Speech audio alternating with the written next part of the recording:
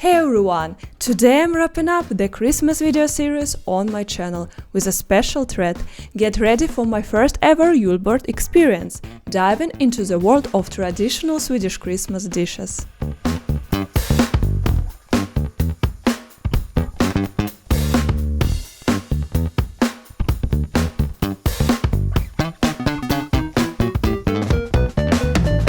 Join me as I taste these festive delights and of course share my impressions with you. Ready to kick off this delicious journey? Let's dive in! Book it our table for December 25th. I deliberately choose Christmas Day for my inaugural JULBORD, eagerly anticipating the start of this extraordinary culinary adventure. But before we dive into the festivities, let me introduce you to the enchanting venue where I'll be savoring my first Christmas delights, the historic Gamla Riksarkivet, Stockholm's old archives. Dating back to 1887, Gamla Riksarkivet stands today as one of Stockholm's most prestigious buildings. Born from the ashes of the previous National Archives, consumed by fire in 1697, a reconstruction ensued. Designed with fire safety in mind, the new National Archives emerged as Sweden's most modern and fireproof edifice. In 1891, the building reached completion. It is original windows facing Gamla Stan, the old town.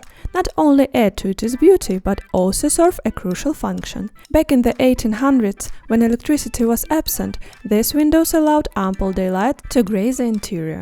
Since 2014, culinary master Niklas Ekstedt has woven his magic into the Christmas buffet, a delightful collaboration with Gamla Riksarkivet. Join me as we step into the magical setting and explore the festive culinary wonders it has to offer.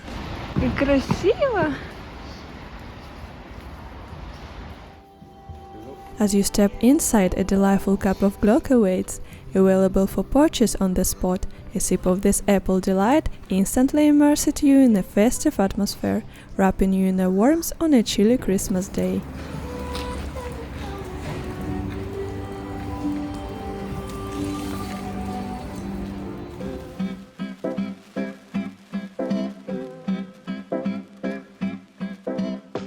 Diving into this enchanting Christmas journey, the first marvel that captivated me was the breathtaking beauty of the festive decorations.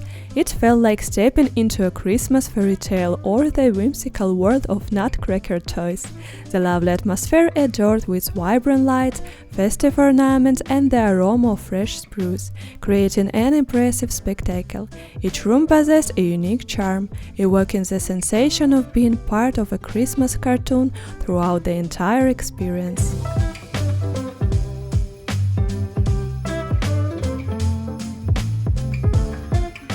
Beyond its aristocratic allure, the place exuded comfort, making the ambience truly magical.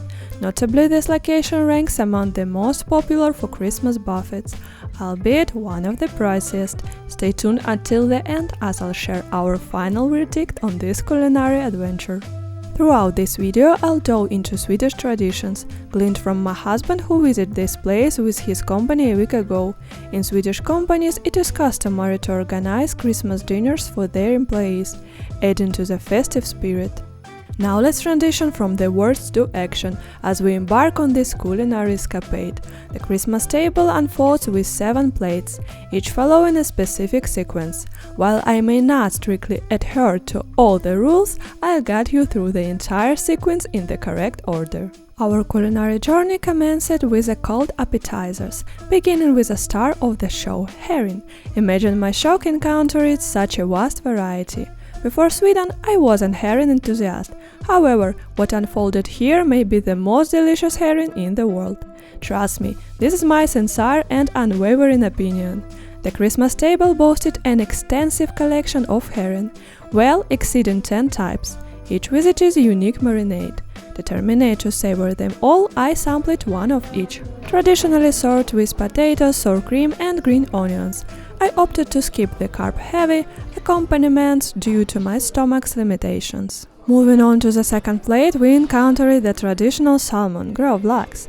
Now must confess, I combined all fish appetizers, including herring and salmon, on one plate. I hope you forgive this culinary faux pas. Returning to the second plate, let's dive into the wonders of Gravlax, salmon marinated with sugar, salt and dill for 2 to 3 days. The selection broadens to include cold and hot smoking salmon, boiled salmon marinated with vinegar, salmon paste and more, accompanied by various fish sauces. My personal favorite was of course mustard. The ensemble extended to cool eggs with shrimp and vibrant orange bleak caviar. Now let the tasting commence. The herring, as anticipated, is divine, shockingly tasty, melting in my mouth. Gravlax, equally delightful. While the other salmon variations are good, none quite match the mesmerizing taste of the herring. The diverse marinades elevate each bite, leaving me thoroughly impressed. I can vouch for so delicious herring on all Christmas tables, but this place deserves my personal medal for an exceptional culinary experience.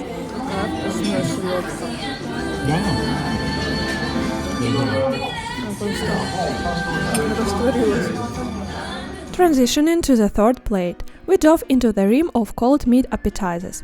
It is intriguing to know that, in line with all traditions, Christmas tables in Sweden are adored with a pig's head, a sight that might either delight or spook, but traditions are traditions. Initially I mistook them for gingerbread heads. Now onto the third plate. Among the renowned dishes is the Swedish Christmas ham, bladed with mustard and baked to a golden brown perfection. The selection extends to include smoked venison, roast beef, various pates, an assortment of sausages spanning pork, beef, venison, wild boar and more. I even dared to try a deer heart, a seemingly cruel choice, but the hedonist in me insisted it was worth the experience. The meat ensemble is complemented by an array of sauces, including sweet sauce with mustard, semi-sweet varieties, hot sauces, and what seems to be a horseradish sauce. Let the tasting commence, starting with the deer heart. I must admit, it's not quite my preference. The taste didn't offer any surprises, and I can say I particularly enjoyed. Definitely not for everyone. On a more positive note, the sausages won me over, with the ham and smoked beef standing out for their incredible flavors. However, the meaty delights didn't leave as strong an impressions as the fish snacks did earlier. The herring, maintaining its reign, continued to be my number one. Moving on to our fourth plate, we venture into the most intriguing part, the long-awaited hot dishes. For the main course, alongside the buffet's main offerings, 2 additional traditional dishes were presented, one being Lutfisk. This unique delicacy involves dried cod soaked in an alkaline solution for 3 days, followed by several days in water. Serve it with boiled potatoes, sauce and brisket. I must admit, it is an acquired taste. Personally, I won't dare try it again. It is jelly-like appearance resembling a strange substance. Makes Lutfisk one of my most unique life experiences. After the Lutfisk adventure, we return to the buffet for our fourth plate. As I mentioned earlier, my husband visited this place last week, so he provided immediate recommendation for the hot dishes. The main course unfolds with meatballs, small sausages, pork ribs, venison in truffle sauce, duck and more. A notable side dish is the famous Janssons frestelse, potato casserole, prepared with onions, cream and anchovies. Brussels sprouts and the notorious blood sausage recommended by my husband's colleague also grace the spread. Surprisingly, it is the blood sausage, especially when paired with sweet berries, that steals the spotlight among the strange delicacies. This is like a paradise. Мне очень нравится винина. Ну, именно так приготовлено. Другое дело. Это вам не сердце. Офигенно, да? А сейчас с таким соусом и съем. Да. Попробуй картофан.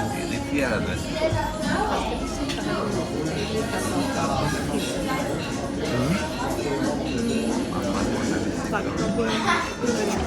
Мы попробовали. Но прикол в том, что будет другое.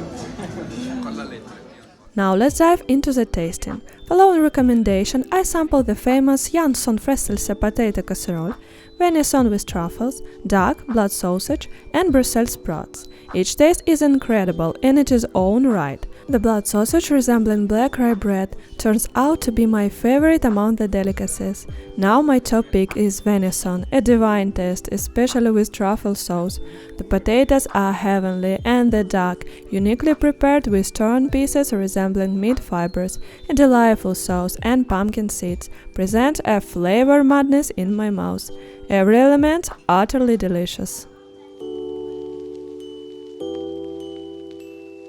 Transitioning to the fifth plate, we entered a dessert room. Friends, brace yourself for a little rebellion, as I've stacked plates 5, 6 and 7 onto one small plate.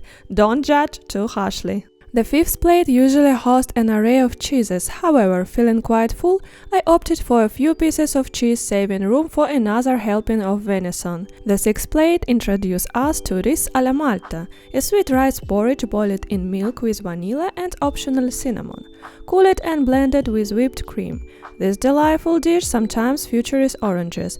I decided to add the iconic northern cloudberry. The room also presented saffron pie, boiled fruits and berries in red wine, and other tempting treats.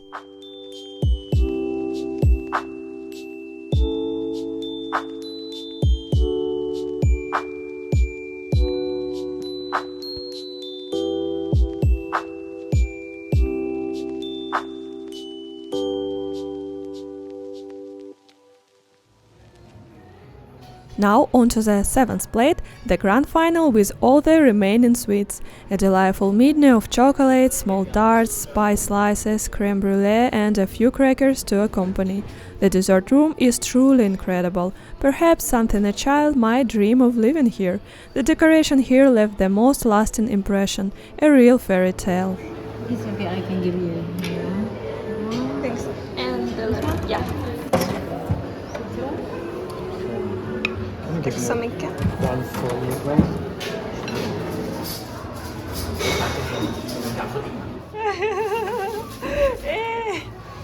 Нет, положи на место.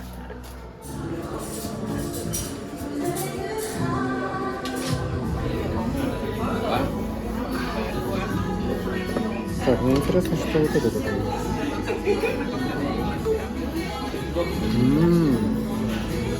Напоминает шоколаде, только он еще сверху с пудрой. Вкусно. Где она?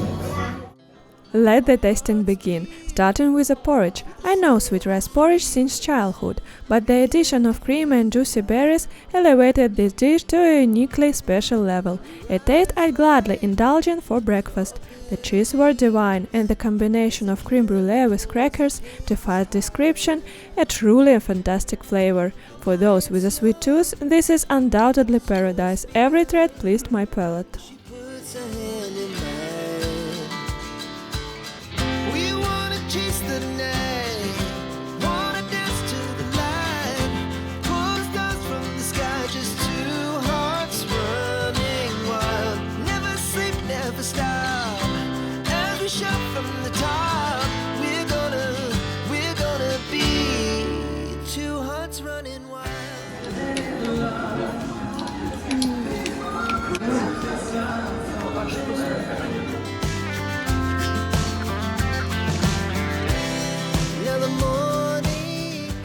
As the clock ticked away, 2.5 hours flew by unnoticed, and to say that I was full would be an understatement.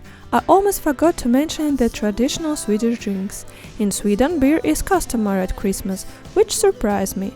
Another traditional drink is schnapps, and I opted for lemongrass-infused schnapps, a tasty and potent concoction.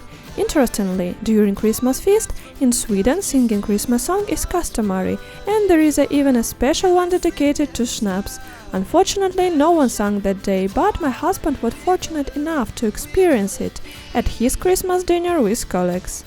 It is crucial to know that if you plan to visit this particular place during the Christmas holidays, booking in advance is a must. I secured my reservation a month ahead, and even then, there were very few available days and times. Summing it up, friends, an incredible experience filled with new discoveries and flavors. My love for Swedish traditions and tastes deepens with each encounter. Undoubtedly one of the best Christmas dinner of my life. As promised, let's dive into the final score. Don't be too shocked. The total bill including drinks amounted to 3,080 crowns. Yes, I acknowledge it might seem like a lot, although it might vary for everyone. Nevertheless, it was truly worth every krona. I've already set my sight on repeating this experience next year, perhaps in a different venue. And there you have it, the culmination of my Christmas adventures. I hope you enjoyed this series of festive videos. Your support means the world to me, so feel free to express your enjoyment with like and share your thoughts in the comments. A special shout out to my wonderful subscribers from Sweden for their invaluable insight into Swedish traditions. If you have recommendations for other restaurants with Christmas tables worth exploring, drop them in the comments.